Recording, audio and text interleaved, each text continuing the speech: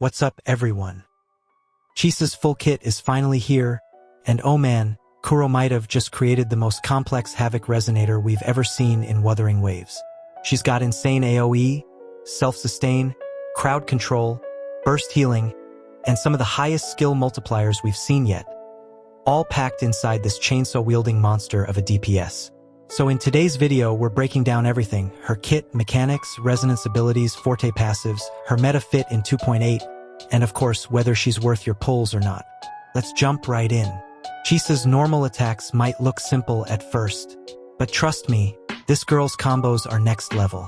She starts with 2 standard Havoc slashes, but depending on your timing, the entire chain changes. After her second hit, you can trigger Rending Lunge, a forward thrust that keeps your momentum flowing. From there, you can chain into Death Snip, her signature dual scissor strike.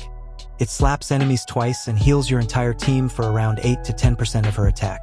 And here's the cool part, that healing scales off resonance liberation damage, so lib buffs directly boost her sustain. Press again and you get instant snip, followed by thread withdrawn, a stylish finishing move that gives one final Havoc hit and lets you dodge cancel mid-animation. She even has aerial combos like Hanging Finality and Severed Facet, perfect for multi-target fights or floating enemies in Whimpering Waste. Now here's where Chisa gets really spicy. Her Forte mechanic, Unseen Snare, is a 30-second debuff she applies when she hits enemies with her skill, uses specific combos, or even locks on. Enemies marked by this take Havoc Bane stacks every 2 seconds, and those stacks let Chisa ignore up to 30% of their defense. Yeah, she literally shreds boss resistances. Once she enters chainsaw mode, her entire playstyle transforms. Her basics become Soaring Blitz, a 3-hit combo with escalating Havoc damage.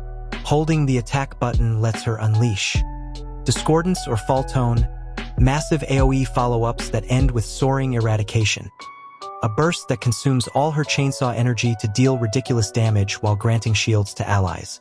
She's offensive, defensive, and supportive, all at once. Her resonance skill has 2 phases.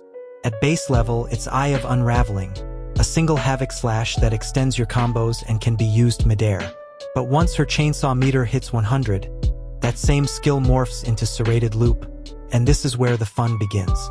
Serrated Loop pulls enemies in, deals AoE Havoc damage, and activates chainsaw mode. If you hold the button, she spins that chainsaw continuously, increasing the pull range and stacking insane liberation damage. Everything she does in this mode counts as resonance liberation damage, meaning every single hit scales with her burst buffs. Now let's talk about her resonance liberation, because this thing is nuts. Chisa slams the ground with her chainsaw, dealing massive Havoc damage and instantly healing the entire team. Then, she enters her special state called Woven Myriad, Convergence for 15 seconds, and it's basically God mode.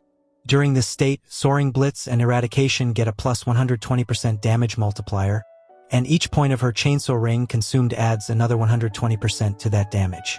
So yeah, a full 100 ring finisher means plus 240% total bonus damage. Bosses? Gone. Oh, and you instantly gain 40 chainsaw ring after bursting, so you can jump straight back into chainsaw mode. Chisa's gameplay is all about momentum. As long as you're attacking, her chainsaw fever meter stays full. But stop hitting enemies for a few seconds and it drains fast. Once it hits 0, she enters burnout and loses all her ring energy. So yeah, Chisa rewards aggressive, fast-paced play. Her outro skill boosts your entire team's debuff potential, increasing negative status and Electro Rage stack caps, and granting Thread of Bane, which further amplifies your team's damage. This means she synergizes insanely well with debuff-oriented comps, like future characters that rely on negative status buildup. Her inherent talents make her self-sufficient too. Inescapable Fate resets her skill cooldown whenever a snared enemy dies. All Ends here grants 20% Havoc damage and 20% healing bonus whenever you use her intro or liberation. So yeah, she scales both ways, offense and sustain. Now, her signature weapon Kumikiri base ATK 500, with a massive 36% crit rate substat. This passive gives up to 24% all-attribute damage to the whole team when debuffs are applied. Tailor-made for Chisa's kit.